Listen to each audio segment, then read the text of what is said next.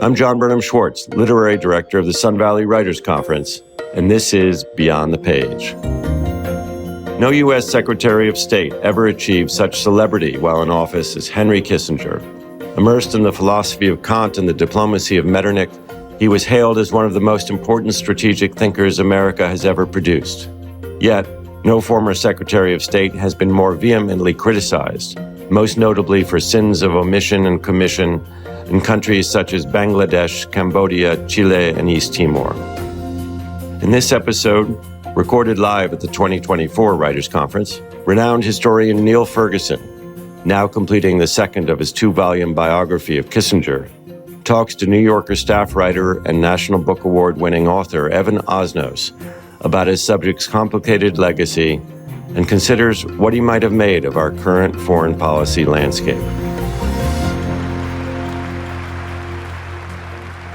For some people, I think Kissinger is a bit like the sort of Elvis Presley of geopolitics. They sort of have an abstract sense of him, but they may not really grasp the particulars of why it is that we still refer to him now, why we look to that life, that extraordinary life, for meaning. So if you can give us a sense of Heinz Kissinger to 100-year-old Kissinger in Beijing in 2 minutes or less.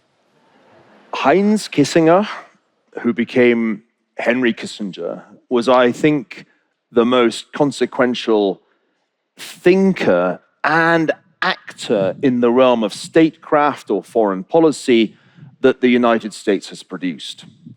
And I think one sign of his importance is how much controversy there has been about him. Somewhat appropriate that thunderclouds are gathering as I say all this. Because he was a man who lived 100 years, which not many of us do, so that his most important acts as National Security Advisor and Secretary of State lay half a century back. I was just a kid when Henry Kissinger was in the White House and then at the State Department.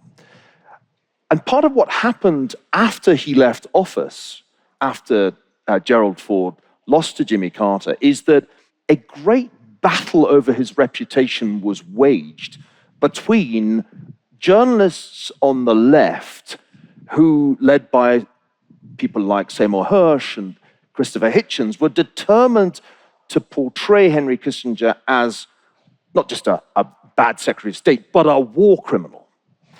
And on the other side, Henry Kissinger and his defenders, but mainly Henry Kissinger, who fought back very tenaciously against the criticisms.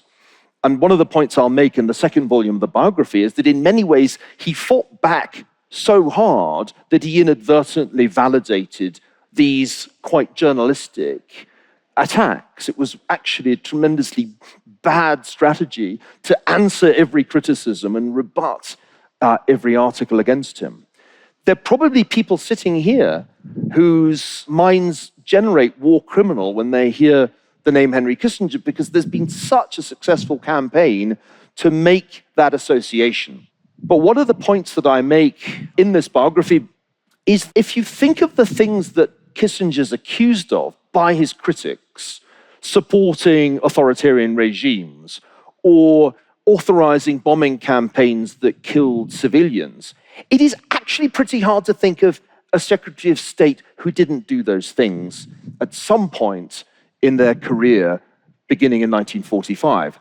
So my position is either they're all war criminals, or it seems invidious to single out Henry Kissinger and say that he's one for doing things that pretty much every administration, including Barack Obama's administration, did, because Obama's administration certainly supported authoritarian regimes and certainly bombed civilians. So I think it's important to write a biography like this without the kind of journalistic impulses that motivated Hersh and Hitchens, but rather to approach it as an historian and to say, how do we understand this figure who played such a dominant role in American foreign policy, especially in the 1970s, continued to be influential right to the very last year of his life? How can we assess that? And more importantly, what can we learn from his extraordinary life, which began as a German Jew in 1923, which turned him into a refugee as a teenager. What can we learn from his life that might help us better understand our situation? So that's been my motivation for writing this book. You have the first volume of the book, the subtitle of which is The Idealist. Right there on the front cover, it's a provocation of a kind. People would say he's the icon of realpolitik of the Cold War. How could you define him as an idealist? What's your answer to that? Well, volume one is the history really of an intellectual, because almost all of Kissinger's career in government comes after 1968, where that book ends. And I wanted to take him seriously, not only as a thinker, but also to take his early life seriously. I mean, it's a pretty incredible story that a German Jewish refugee who is drafted and sent back to Germany as a GI ends up as National Security Advisor and Secretary of State. That in itself is an amazing story. And finds 12 people with the name Kissinger who died in the Holocaust. Discovers that at least a dozen members of his family, including one of his grandmothers, were victims of the Holocaust. I mean, however you feel about Kissinger today, I defy you to be unmoved by the essay that he wrote after witnessing the liberation of a concentration camp outside Hanover, with the title The Eternal Jew. And it's an extraordinary essay. I reproduced it in full in volume one because it makes you understand the extraordinarily traumatic circumstances from which he emerged. And one has to kind of feel some sympathy with a young man who leaves Germany in 1938 as a refugee and is back there in 1944, experiencing the Battle of the Bulge as a rifleman and then witnessing the liberation of a concentration camp, going back to Fürth, where he'd grown up, and finding that pretty much every member of his family who had stayed was dead. That's hard to ignore, it seems to me, if one's trying to write a biography. And it also makes it a little implausible, just from first principles, that such a man would be indifferent to the plight of vulnerable minorities, and such a man would be completely callous in his attitude towards dictatorships. It seems, if you think about it, a little implausible as a hypothesis. But as you say, at one point you write about, I think, what you described as the sins of omission or commission when it comes to Cambodia, Bangladesh, East Timor. So in a sense, you have to situate the moral insult of the Holocaust within what? Within a sense that he believed that national strategy, national priority, a sort of cold-hearted, cold-blooded reason had to prevail? No, I don't think that's right, actually, because part of the points in volume one is that he's actually an idealist, literally, influenced by the philosophy of Immanuel Kant, not a realist. He's critical in his early writings of Metternich and Bismarck. He began but never completed a biography of Bismarck that would have been highly critical. We know that because quite a lot of it survives. And as I try and show in volume one, it's completely wrong to call him the arch realist or a Machiavellian. He had absolutely no time for Machiavelli's thought. He's far more influenced by the German idealists. And he argues that the ultimate goal of policy must be peace, the avoidance of world war. And the argument that Kissinger makes even before he enters the corridors of power is that the imperative must be to avoid a global conflict as catastrophic as World War I and World War II. And he thought deeply about why those wars had happened, observed that they were quite different in the sense that World War I was the result of miscalculation by statesmen and generals. But World War II was the result of the erroneous policy of appeasement, which acted as though Hitler was a rational actor rather than a murderous megalomaniac. And Kissinger writes in a brilliant essay on the problem of conjecture.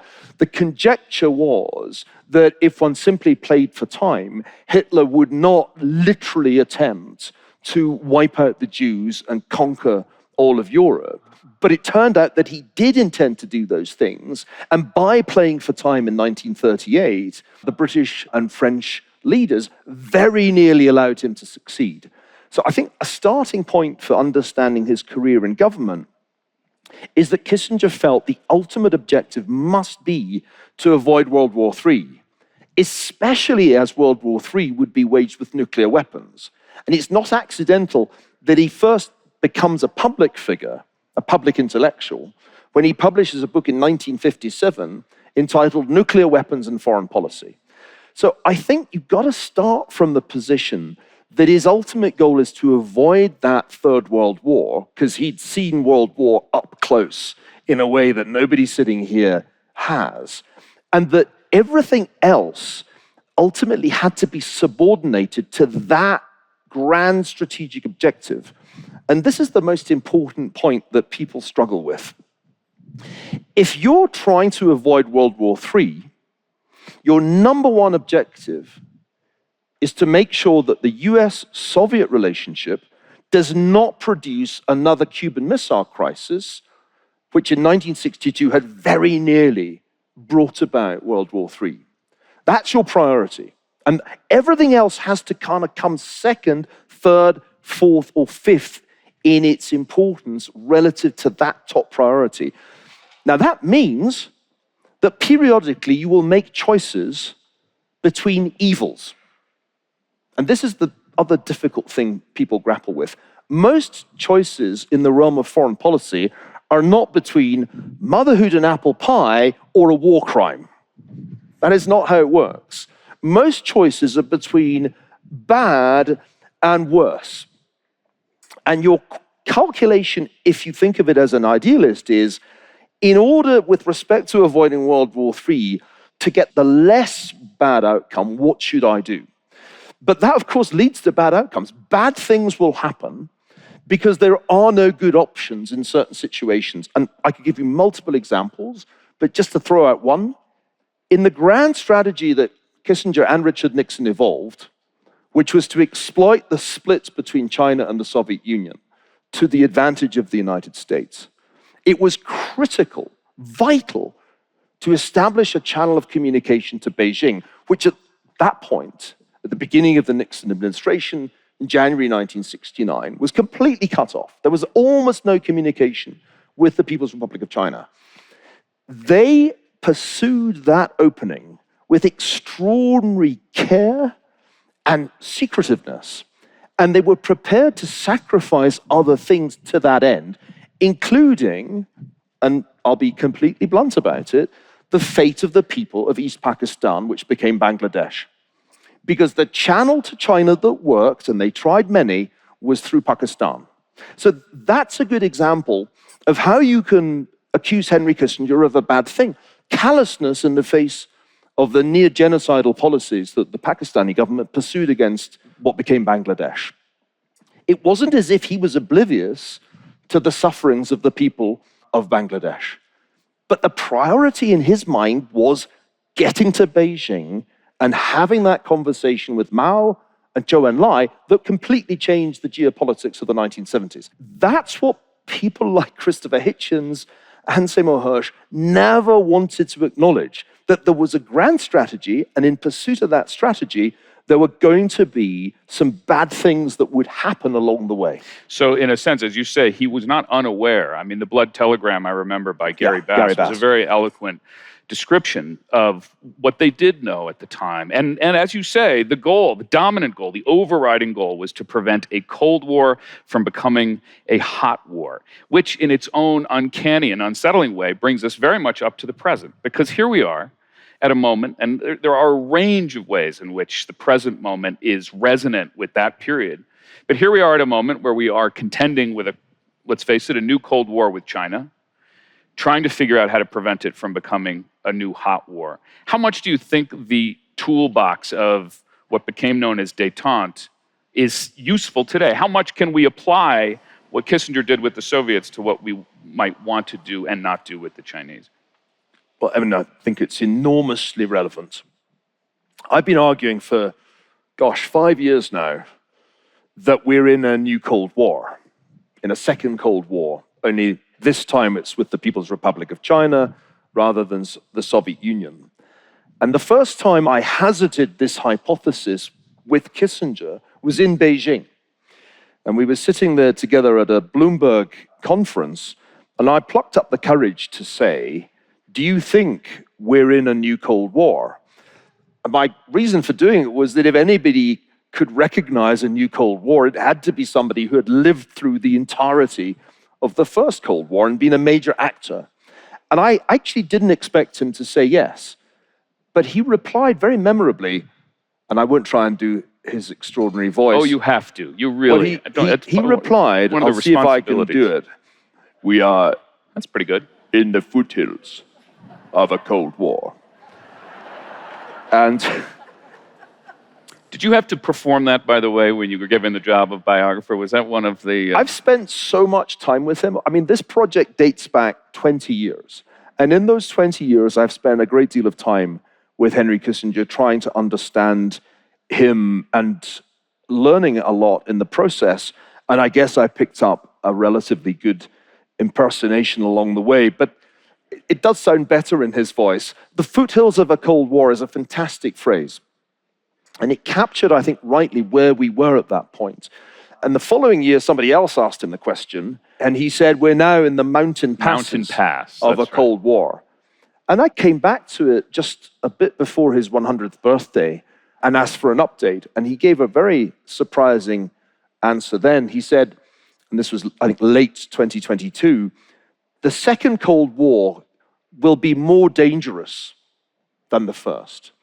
And by that, he meant that new technologies, in addition to nuclear weapons, particularly artificial intelligence, about which he became obsessed in his final years, would make this a more dangerous Cold War. So, I think we are in Cold War II. It's not identical any more than World War II was identical to World War I, but it's enough like it for this to be a useful nomenclature. There are two superpowers. The others are also RANs in the domain of artificial intelligence. It's the US and China, and nobody else is really relevant. Same is true of quantum computing. And in this second Cold War, we confront many of the same challenges that Kissinger's generation confronted in the first. There's an ideological dimension to it, which has become more obvious with Xi Jinping as China's leader, and I think that's a point that people still underestimate in the US and in Europe. It has an economic dimension to it. It's a technological race. It's an arms race because China's furiously building a nuclear arsenal as well as a vast navy.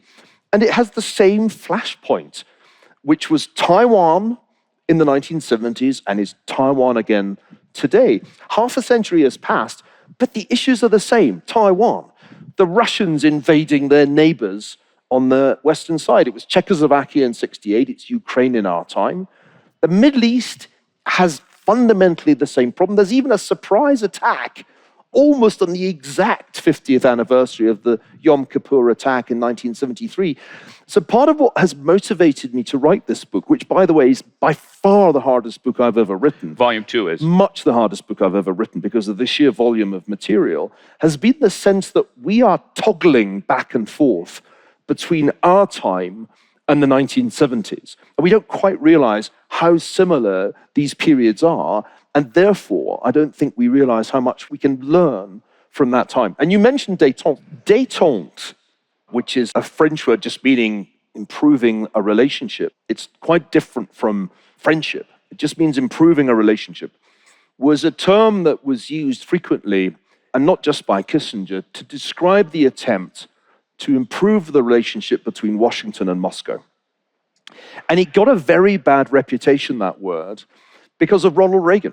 When he was bidding to become a national figure, going from governor of California to challenging Gerald Ford for the nomination and ultimately getting the nomination, it's amazing how much of his campaign for national recognition was a critique of Henry Kissinger. Although they had a relatively friendly personal relationship, Reagan loved to hammer détente, arguing that it amounted to selling out, to appeasing the Soviet Union, to losing the Cold War as a strategy.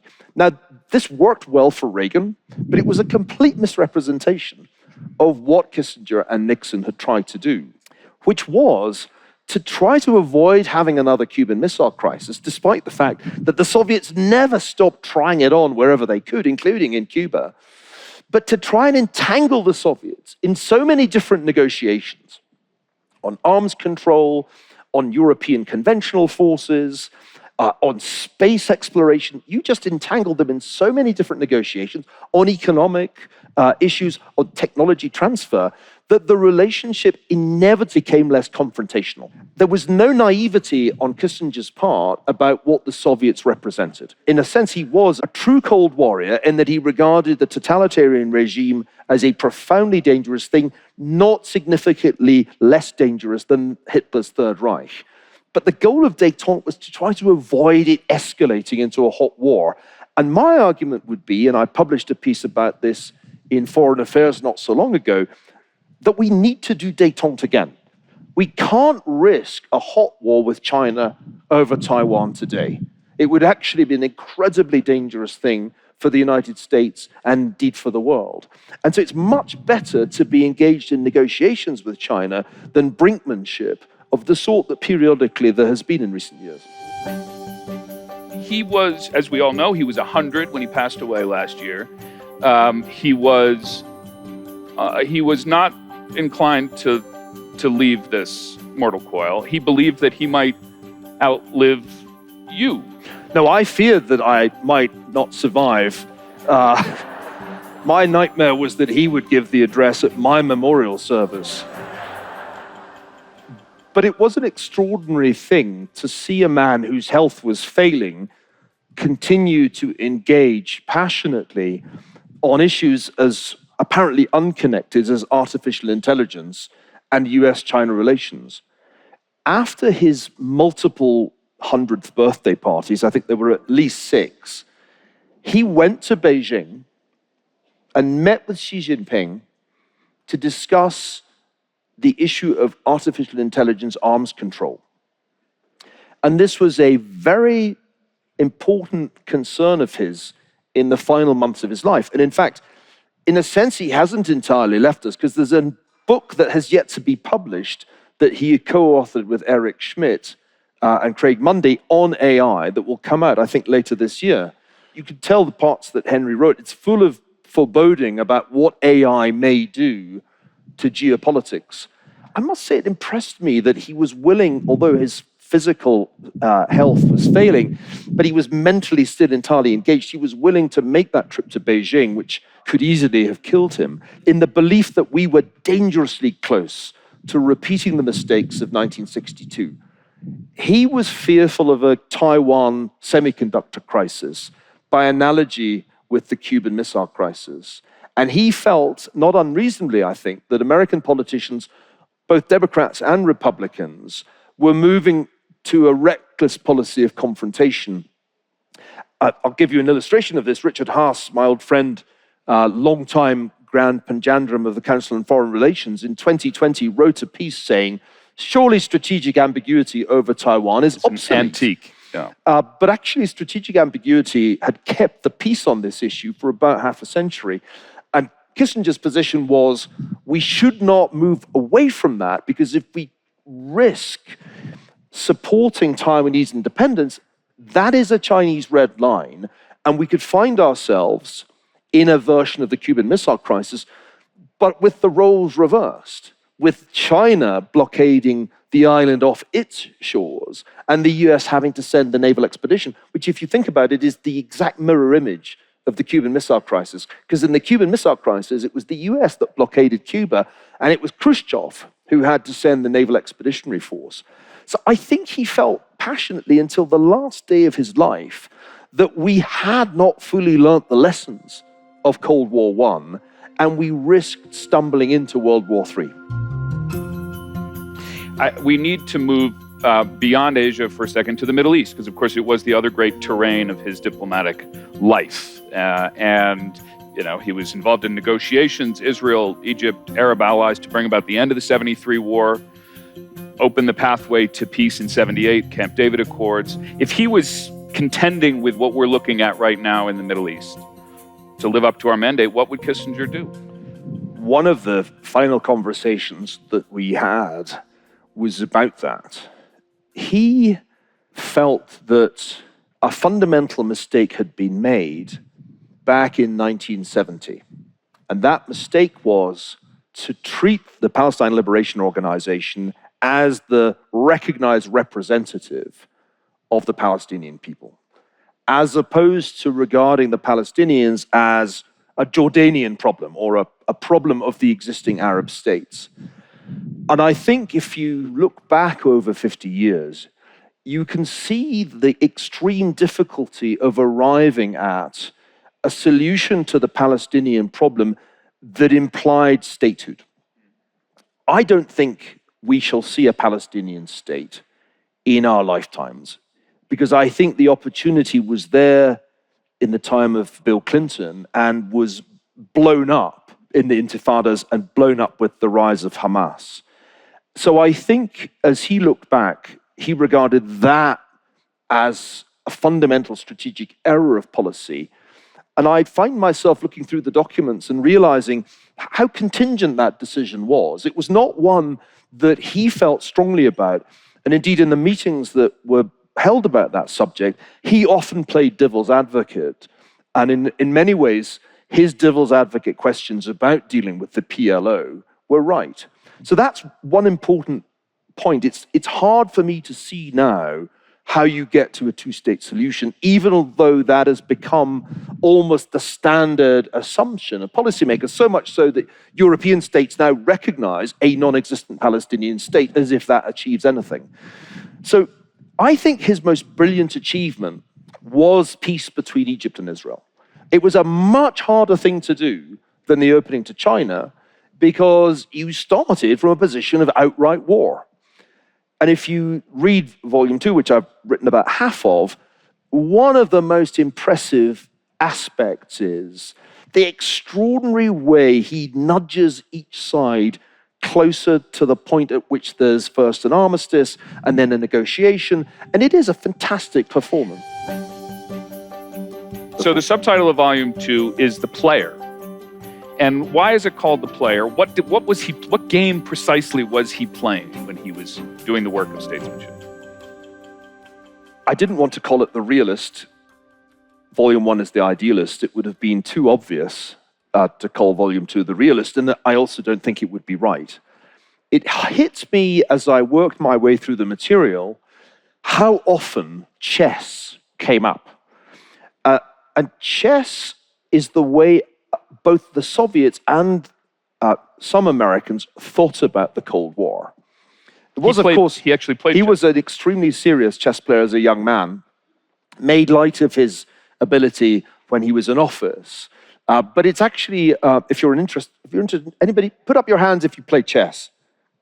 Okay, chess players, you will like the fact. This is shameless pandering to the chess caucus, but I'll let it go. We'll let it go.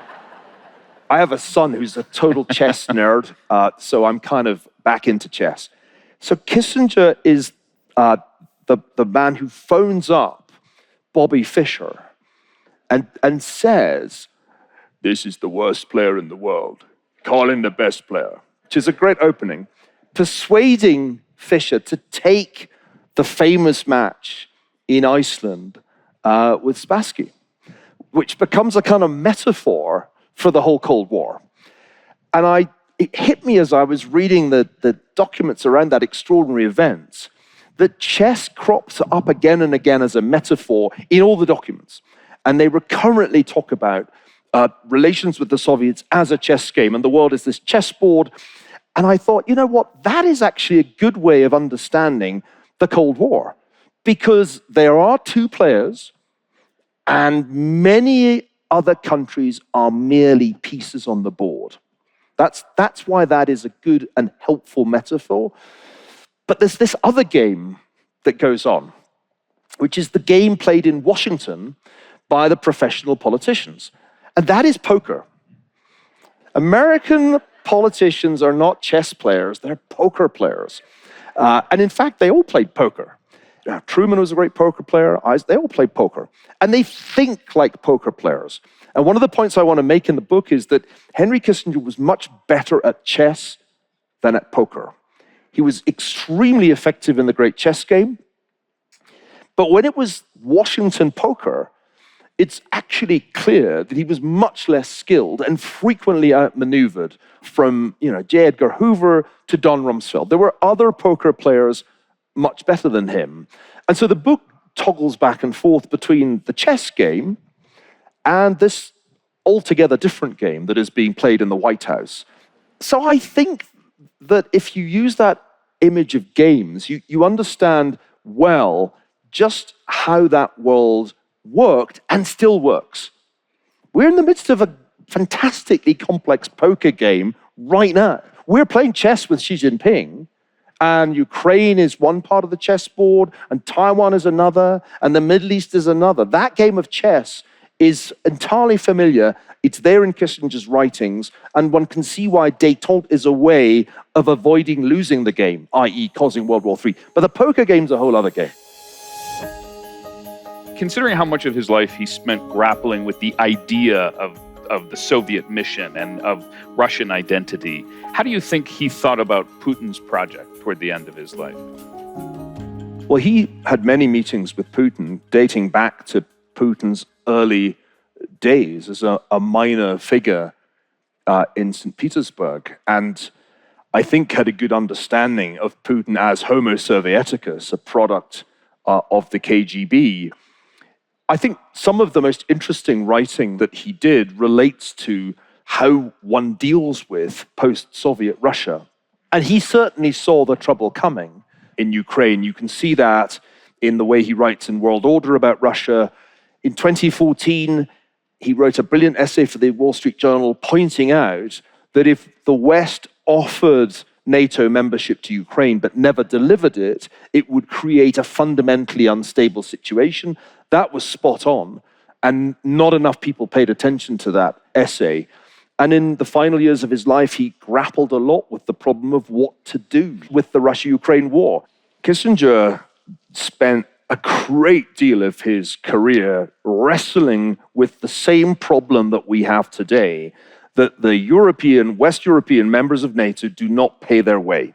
That was a problem in the 1960s, would you believe?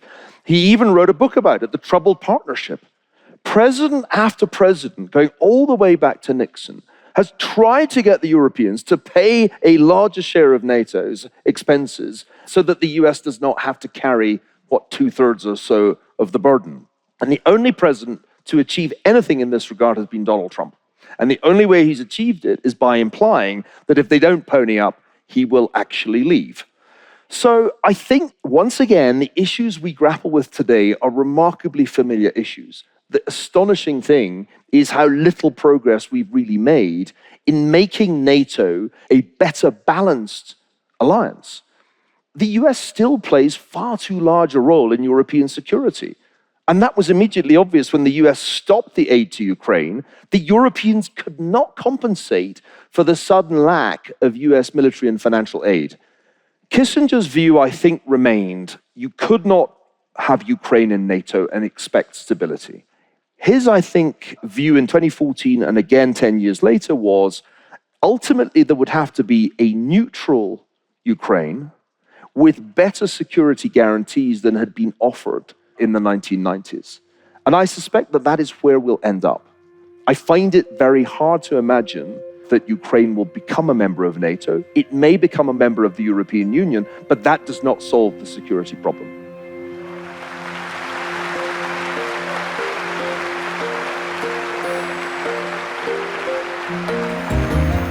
Thanks for listening to Beyond the Page. If you enjoyed this episode and you'd like to help support the podcast, please share it with others, post about it on social media, or leave a rating or review.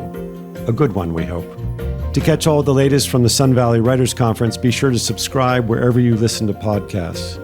And if you'd like to listen to this conversation in its entirety, or to any of our other talks, you can find them at svwc.com. I'm John Burnham Schwartz. Until next time.